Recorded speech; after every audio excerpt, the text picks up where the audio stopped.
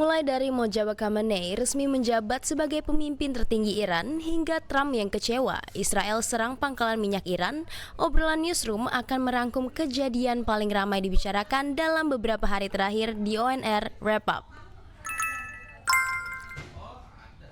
Ya, berita pertama ada dari kabar duka dari industri musik tanah air. Vidi Aldiano meninggal dunia. Penyanyi Vidi Aldiano meninggal dunia di usia 35 tahun pada Sabtu 7 Maret sore. Vidi telah berjuang melawan kanker ginjal yang dideritanya sejak 6 tahun terakhir.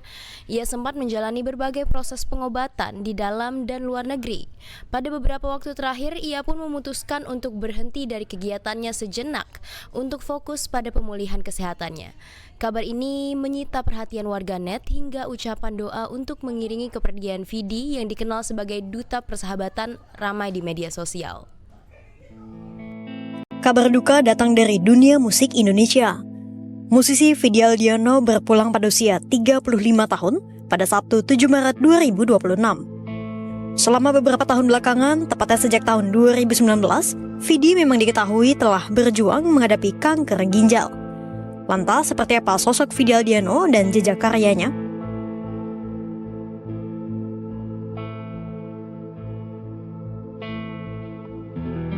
Vidi Aldiano memiliki nama asli Oxavia Aldiano.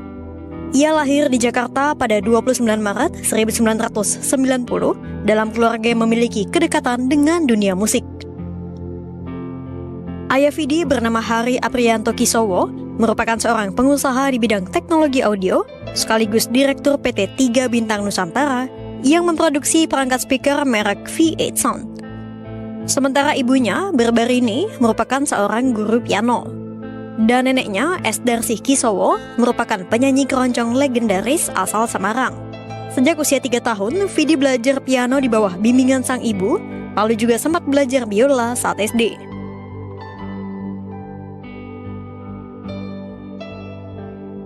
Walau sejak kecil sudah meraih penghargaan, namun perjalanan Vidi di dunia musik tidak selalu mulus. Pada 2006, Vidi sempat mengikuti Indonesian Idol, meski langkahnya harus terhenti di 100 besar. Namanya mulai dikenal pada 2008 usai mengeluarkan album debut bertajuk Pelangi di Malam Hari. Kesuksesan album itulah yang akhirnya mengantarkan Vidi sebagai salah satu penyanyi pop muda beken di industri musik. Vidi kemudian merilis album keduanya berjudul Yang Kedua pada 2010. Kemudian pada 2016, Vidi kembali meluncurkan album ketiganya berjudul Persona. Pada 2022, Vidi kembali merilis album berjudul Senandika yang sempat tertunda karena pandemi dan perjuangannya melawan penyakit. Selama karir musiknya, Vidi telah meraih berbagai prestasi dan berhasil menjual ratusan ribu keping album hanya dalam waktu singkat.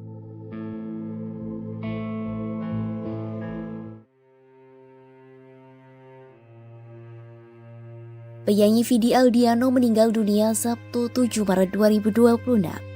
Vidi tutup usia di kediamannya di Cilandak Barat, Jakarta Selatan, didampingi seluruh keluarga yang mengikhlaskan kepergiannya setelah berjuang melawan kanker ginjal yang diderita sekitar 6 tahun. Ucapan doa dan tangis kepergian Vidi membanjiri laman media sosial mulai dari musisi hingga sahabat-sahabat Vidi. Berikut rangkuman ucapan duka dari musisi hingga sahabat Vidi Aldiano. Kreator konten Deddy Corbuzier mengaku patah hati dan kehilangan atas kepergian penyanyi Vidi Aldiano. Pernyataan itu disampaikan Deddy di akun Instagram pribadinya Sabtu 7 Maret 2020. Dalam postingannya, Deddy mengatakan hatinya sangat hancur dan menyebut Vidi pergi terlalu cepat.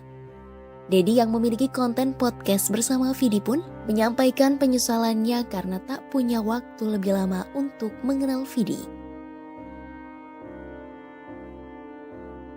Rasa duka cita atas meninggalnya Vidi juga datang dari musisi Melly Goeslaw.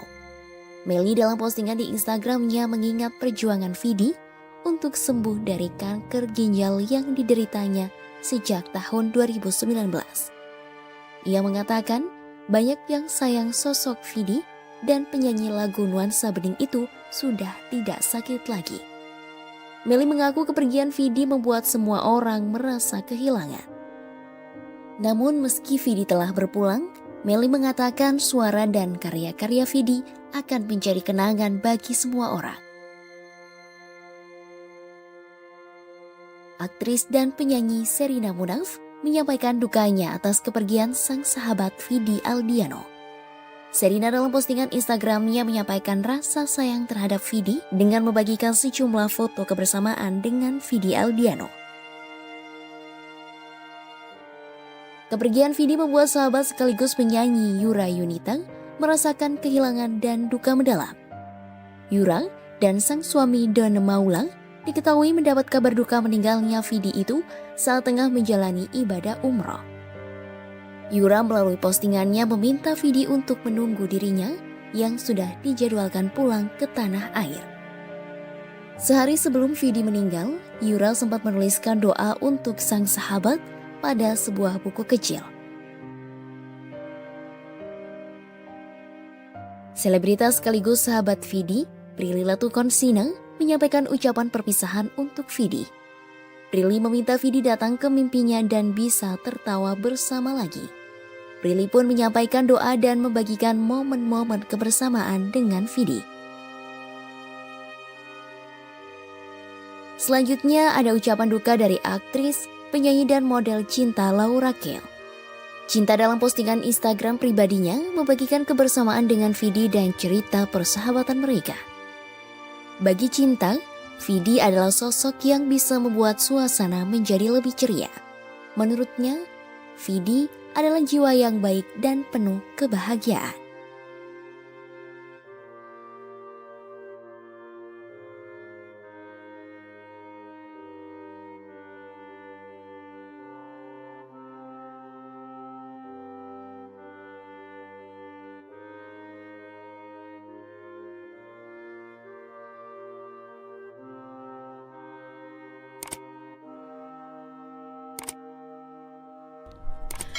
Kemudian berita kedua datang dari konflik luar negeri, yakni Israel menyerang 30 pangkalan minyak Iran dan membuat Amerika Serikat kecewa. Israel membombardir 30 pangkalan minyak Iran pada Sabtu 7 Maret dan Minggu 8 Maret 2026. Hal itu mengakibatkan kebakaran hebat dan membuat kepulan asap hitam membumbung ke langit. Menurut pihak AS, serangan Israel ini dianggap melampaui batas dan tidak sesuai dengan kepentingan Washington. Sebab sejak perang dimulai pada Sabtu 28 Februari, AS sejak awal menyatakan tidak akan menjadikan sumber energi Iran sebagai target operasi militer mereka.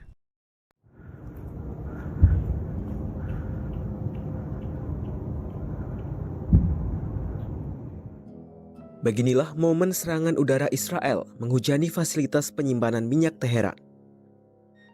Banyaknya serangan tersebut sampai-sampai membuat langit malam Teheran menjadi terang benderang. Serangan Israel menciptakan ledakan serta memicu api di fasilitas penyimpanan minyak tersebut. Peristiwa ini terjadi pada Sabtu 7 Maret 2026 malam. Api yang berkobar di fasilitas tersebut turut menerangi langit dalam sekejap. Setelahnya serangan meninggalkan jejak asap pekat di berbagai titik di seluruh kota Teheran.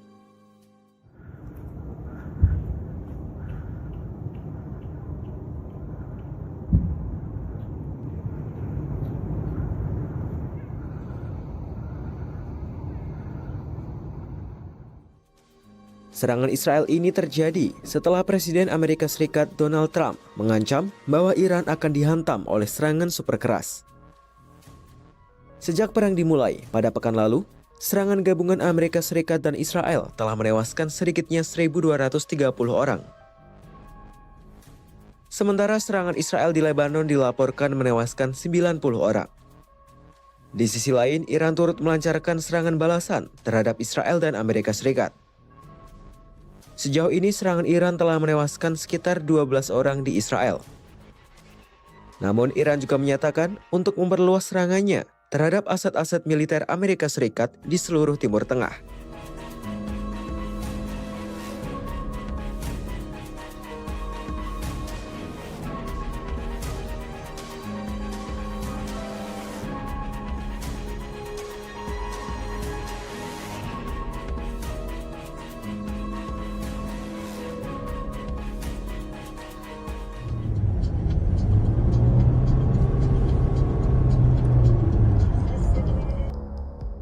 Amerika Serikat dikabarkan kecewa terhadap Israel karena telah menyerang 30 pangkalan minyak Iran Sabtu 7 Maret 2026.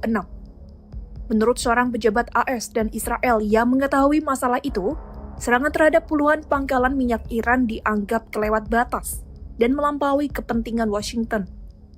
Mengutip Axios, serangan tersebut memicu perselisihan signifikan pertama antara AS dan Israel sejak perang meletus pada Sabtu 28 Februari lalu. AS disebut khawatir serangan Israel terhadap infrastruktur energi Iran dapat menjadi bumerang secara strategis. Bagi Washington, serangan itu justru dapat dimanfaatkan untuk menggalang dukungan warga Iran terhadap rezim. Menurut para pejabat Israel dan AS, IDF telah memberitahu sebelum serangan itu terjadi. Namun, AS mengaku terkejut dengan luasnya jangkauan serangan Israel terhadap Iran. Sementara itu, Gedung Putih tidak memberikan komentar terkait hal tersebut.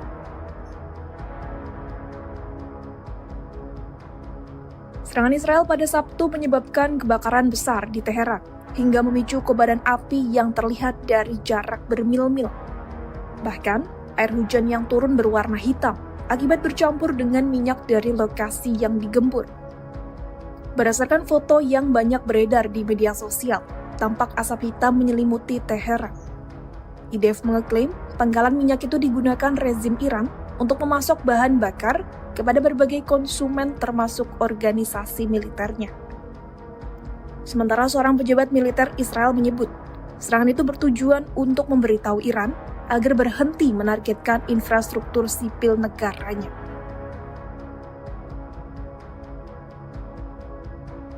Washington sendiri telah menegaskan bahwa mereka tak berencana menargetkan sektor energi Teheran. Menteri Energi AS Chris Wright mengungkapkan, negaranya justru akan menghindari serangan terhadap infrastruktur energi Iran, meskipun perang yang tengah terjadi ini turut mengguncang pasar energi dunia.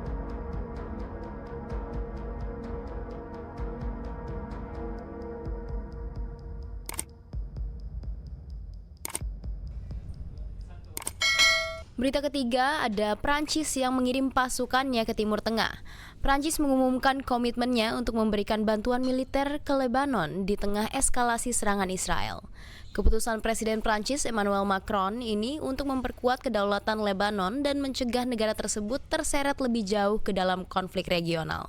Macron merinci bahwa bantuan tersebut mencakup aspek teknis hingga logistik.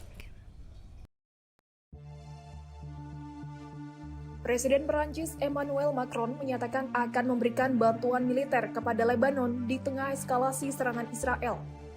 Langkah itu diambil guna memperkuat kedaulatan Lebanon dan mencegah negara tersebut terseret lebih jauh ke dalam konflik regional.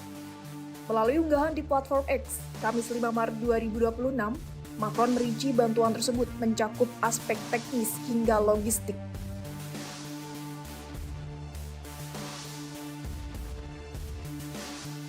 Macron juga menegaskan pentingnya rencana penghentian operasi militer yang melibatkan kelompok asal Lebanon, Hizbullah, dan Israel di sepanjang perbatasan. Ia meminta kedua belah pihak untuk menahan diri dari intervensi darat atau operasi skala besar di wilayah Lebanon. Orang nomor satu Perancis itu membeberkan pemerintah Lebanon telah memberikannya komitmen untuk mengambil alih posisi yang dikuasai Hizbullah dan sepenuhnya bertanggung jawab atas keamanan negara tersebut. Macron turut menyampaikan keprihatinannya terkait gelombang pengungsi warga sipil Lebanon. Menurutnya, bantuan kemanusiaan Perancis termasuk beberapa ton obat-obatan sedang dikirim. Ia mengaku telah menyerukan para pemimpin Beirut untuk tak semakin menyeret Lebanon ke dalam perang yang bukan urusan mereka. Macron juga mengatakan Hizbullah harus melucuti senjatanya dan menghormati kepentingan nasional Lebanon. Oleh karena itu, Hizbullah disebut wajib menunjukkan bahwa mereka bukanlah milisi yang menerima perintah dari luar negeri. Israel dan Hizbullah kembali saling serang di perbatasan sejak Senin 2 Maret 2026, menyusul serangan besar-besaran AS Israel terhadap Iran yang menewaskan pemimpin tertinggi Ayatollah Ali Khamenei dan petinggi Iran lainnya. Menurut pihak berwenang Lebanon, serangan Israel telah menewaskan sedikitnya 72 orang dan 405 lainnya terluka.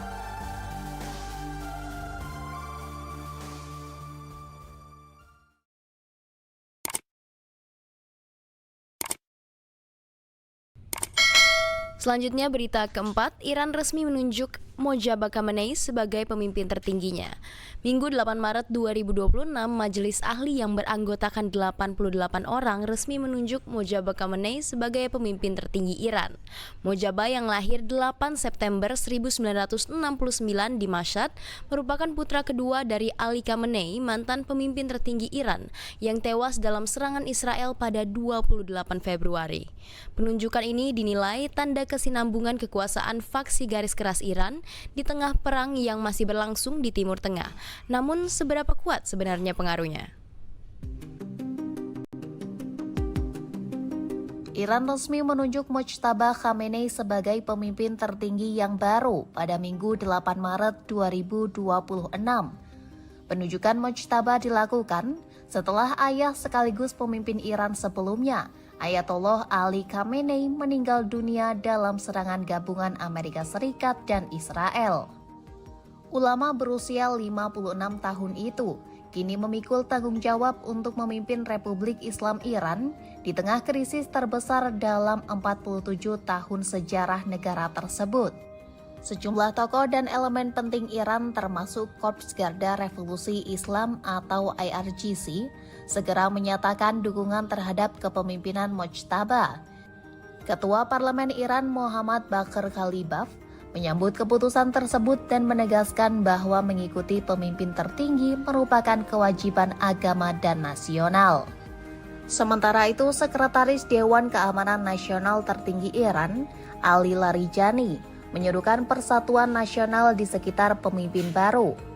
Lantas, setelah penunjukan Mojtaba, bagaimana arah perlawanan Iran selanjutnya?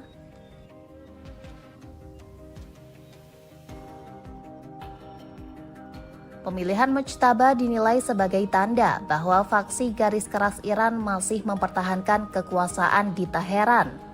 Pemilihan Mojtaba juga menjadi sinyal bahwa pemerintah Iran kemungkinan tidak akan segera membuka jalan untuk negosiasi atau kesepakatan baru dengan AS maupun Israel.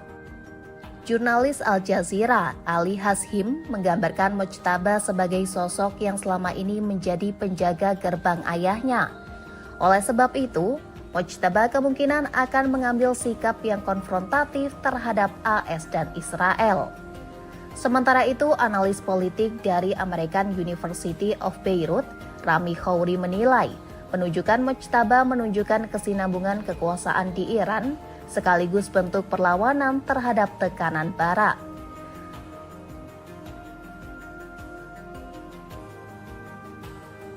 Sebelumnya, Presiden AS Donald Trump menyatakan bahwa siapapun yang menjadi pemimpin tertinggi Iran harus mendapat persetujuan dari Washington.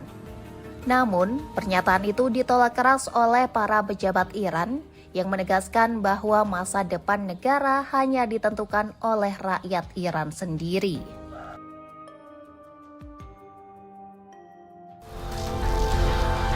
Pada Minggu 8 Maret 2026, Majelis Ahli Iran yang beranggotakan 88 ulama memilih Mojtaba Khamenei sebagai pemimpin tertinggi baru Republik Islam Iran. Keputusan tersebut diambil sekitar sepekan setelah konflik besar pecah antara Iran dengan Amerika Serikat dan Israel. Lantas, seberapa kuat pengaruh Mojtaba Khamenei? Mojtaba Khamenei yang lahir pada 8 September 1969 di Mashhad merupakan putra kedua dari Ali Khamenei, mantan pemimpin tertinggi Iran yang tewas dalam serangan Israel pada 28 Februari. Selama ini, Mojtaba kerap dipandang sebagai figur yang tertutup, namun memiliki pengaruh kuat di lingkaran kekuasaan Teheran. Ia dikenal memiliki hubungan dekat dengan Korps Garda Revolusi Iran atau IRGC, pasukan elit dalam struktur keamanan dan politik Iran. Majelis Ahli Iran menyerukan masyarakat untuk memberikan dukungan kepada pemimpin baru tersebut sekaligus menjaga persatuan nasional. Di sisi lain, sejumlah pihak menilai Mojtaba merupakan kelanjutan garis kebijakan keras yang sebelumnya dijalankan ayahnya.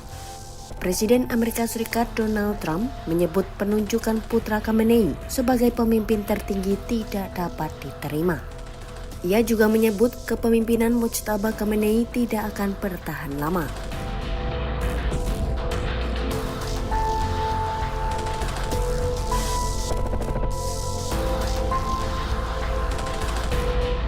Ulama Syiah berusia 56 tahun itu jarang tampil di hadapan publik dan tidak pernah memegang jabatan resmi dalam pemerintahan. Namun, ia dikenal memiliki pengaruh besar dalam struktur kekuasaan Iran yang kompleks, terutama di tubuh IRGC.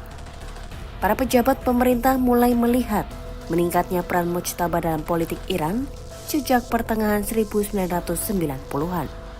Saat itu, ia sering terlihat berada di sekitar para komandan IRGC yang baru kembali dari Perang Iran-Irak 1980 hingga 1988. Namanya semakin menjadi sorotan pada pemilihan presiden 2005. Sejumlah analis menilai ia berperan di balik layar dalam kemenangan Mahmud Ahmadinejad yang saat itu merupakan figur relatif tidak dikenal dari kalangan IRGC. Pemilu tersebut juga menjadi pukulan politik bagi mantan Presiden Akbar Hashemi Rafsanjani meski ia tidak banyak memberikan komentar. Kandidat presiden lain, Mehdi Karoubi, menulis surat terbuka yang menuduh Mujtaba ikut campur dalam pemilihan presiden dan membantu Ahmadinejad. 4 tahun kemudian, tuduhan serupa kembali mencuat. Terpilihnya kembali Ahmadinejad pada 2009 memicu gelombang demonstrasi besar di Iran yang kemudian dikenal sebagai Gerakan Hijau Iran. Sejumlah laporan juga menyebut pengaruh Mujtaba semakin besar dalam upaya menekan gerakan protes tersebut. Terkait aset keuangan, investigasi Bloomberg pada 2026 menyebut aset Mujtaba mencakup properti di Dubai dan London, serta keterkaitan bisnis di sektor perhotelan, pelayaran, dan perbankan di Eropa. Laporan itu menyebut asetnya tidak tercatat atas namanya langsung, tapi melalui perantara dan jaringan perusahaan.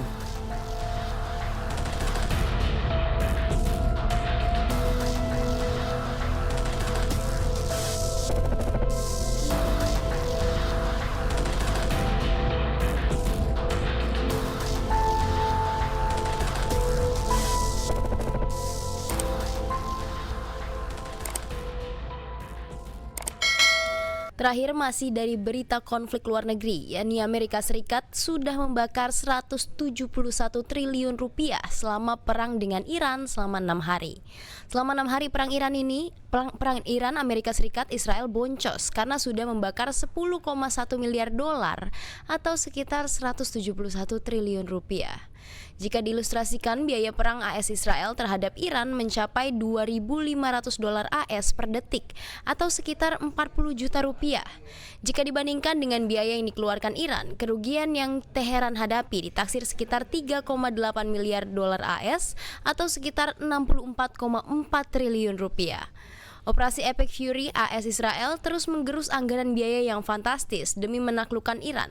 Perang ini juga diperkirakan bisa berlangsung cukup lama.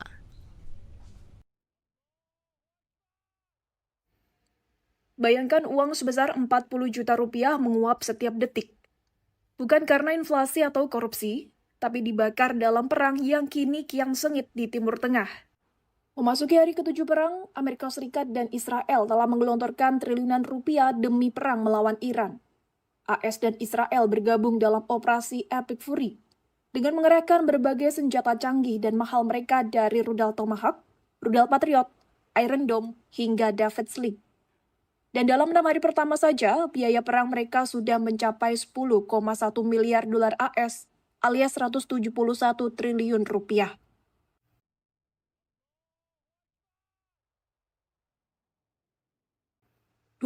Februari 2026, Israel memecah keheningan Timur Tengah dengan serangkaian serangan ke jantung Iran. Namun, dalam beberapa hari pertama perang bersama dengan sekutunya Amerika Serikat, Washington sudah boncos miliaran dolar. AS dan Israel sebelumnya melancarkan serangan pendahuluan terhadap Iran pada Sabtu 28 Februari 2026. Dalam serangan pembuka ini, Washington telah meluncurkan sekitar 200 rudal Tomahawk ke Teheran. Harga per rudalnya berkisar 1,2 juta dolar AS hingga 2 juta dolar AS atau sekitar 20 miliar sampai 33 miliar rupiah. Belum lagi pengerahan 2 kapal induk AS, USS Abraham Lincoln dan USS Gerald R. Ford yang menelan biaya hingga sekitar 10 triliun rupiah.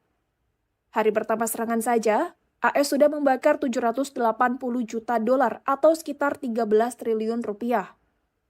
Total selama 6 hari biaya pasukan AS yang digunakan untuk menyokong operasi Epic Fury berkisar 5,6 miliar dolar AS atau sekitar 86,8 triliun rupiah. Dapat diilustrasikan biaya peperangan AS terhadap Iran kira-kira menelan ongkos 2.500 dolar AS atau sekitar hampir 40 juta rupiah per detiknya. Sekutu AS, Israel, juga tak kalah boncos. Dalam 6 hari perang, serangan udaranya menelan biaya sekitar 800 juta dolar AS atau sekitar 12,4 triliun rupiah.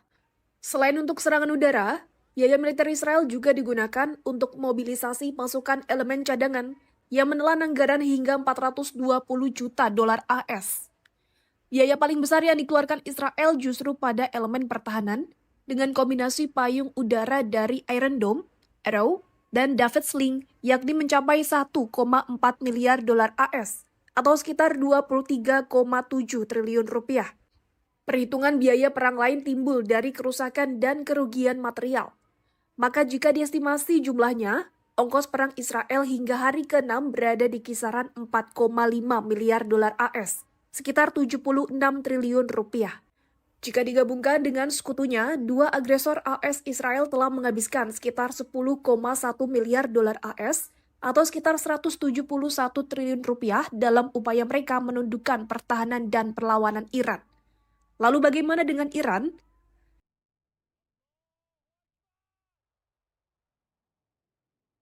Jika dibandingkan AS dan Israel, anggaran militer Iran jauh di bawah dua musuhnya itu. Pada 2025, anggaran militer AS mencapai 895 miliar dolar AS atau lebih dari 15 kuadriliun rupiah. Dan Israel membelanjakan sekitar 45 miliar dolar, yakni sekitar 762 triliun rupiah. Sementara Iran anggaran belanja militernya hanya sekitar 16 miliar dolar AS atau sekitar 262 triliun rupiah per tahun. Anggaran yang timpang ini memaksa Iran menggunakan strategi perang asimetris untuk melawan dominasi Amerika dan Israel. Gap anggaran yang sangat jauh ini bak kisah David melawan Goliat. Iran mengandalkan senjata yang lebih murah namun efektif memukul AS dan Israel. Rentetan serangan rudal Iran diestimasikan menelan biaya 145 juta dolar AS atau sekitar 2,4 triliun rupiah. Meski ongkos perangnya kecil, dampak serangan Iran tak bisa dianggap remeh. Pangkalan militer AS di Qatar porak-poranda dengan kerugian mencapai 18 triliun rupiah karena hancurnya infrastruktur paling vital. Sementara kerugian yang didapat Iran akibat serangan AS Israel senilai 2,4 miliar dolar AS jika dikonversikan ke rupiah sekitar 40,6 triliun rupiah. Kerugian itu timbul dari hancurnya sistem radar dan sistem rudal darat ke udara. Belum lagi kerusakan pangkalan militer dan infrastruktur bawah tanah Iran. Secara keseluruhan, Iran setidaknya menanggung ongkos perang sekitar 3,8 miliar dolar AS atau sekitar 64 triliun rupiah. Di atas kertas, skala perbandingan kekuatan militer Iran tampak kecil berhadapan dengan AS dan Israel. Namun, dalam perhitungan kalkulator peperangan, kerugian yang timbul dari pihak Iran relatif jauh lebih kecil.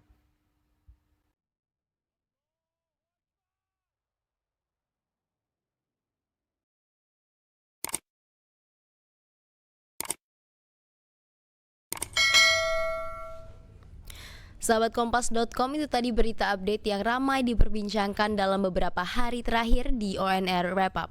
Pantau terus juga berita terkini dari dalam dan luar negeri di www.kompas.com atau di akun media sosial kami ada di Facebook, Instagram, X, TikTok, dan YouTube. Dan jangan lupa juga saksikan obrolan newsroom selama bulan Ramadan ini yang akan tayang setiap hari Senin sampai dengan hari Jumat jam 5 sore hanya di YouTube-nya Kompas.com. Saya Jessica Manuela dan seluruh tim yang bertugas pamit undur diri. Sampai jumpa.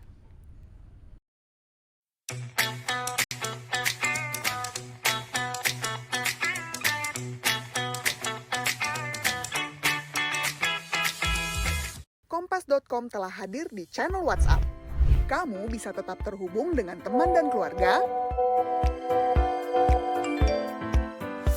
sambil dapat update berita terbaru. Cari tahu berita pilihan terpopuler dan terkini dari satu aplikasi. Caranya gampang banget. Temukan channel kompas.com di aplikasi WhatsApp,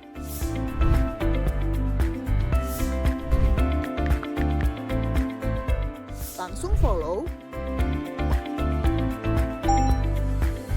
dan nikmati informasi langsung di genggaman kamu. Update dan sharing lebih mudah, gak bakal ketinggalan berita. Follow channel WhatsApp kompas.com sekarang.